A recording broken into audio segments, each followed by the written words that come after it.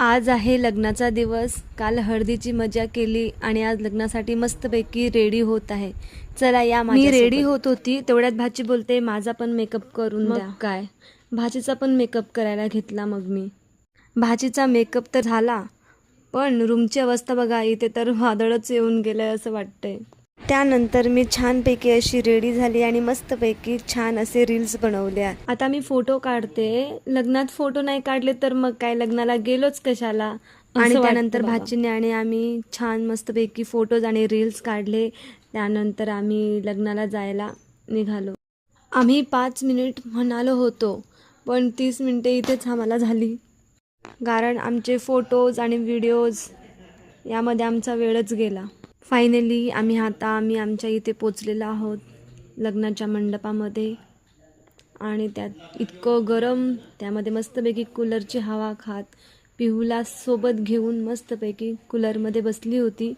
आणि सगळीकडे इतके छान लोकांनी तयारी वगैरे केली ते बघत होती. आणि फायनली नवरदेवाचीही एंट्री झाली. मग काय, आता होणार लग्नविधीला सुरुवात. आता नवरदेव नवरी इथे मस्तपैकी रिलॅक्स होऊन बसले आहेत, पण त्यांच्या चेहऱ्यावर अजिबात वाटत नाही की ते रिलॅक्स आहेत. तरी पण त्यांच्या मनात असेल थोडीफार धाकधूक, जसं प्रत्येकाच्या मनात असते. त्यानंतर नवरी आणि नवरदेव यांनी तथागत गौतम बुद्धांना पुष्प अर्पण करून आणि डॉक्टर बाबासाहेब आंबेडकरांना पुष्प अर्पण करून पंचशील ग्रहण केले.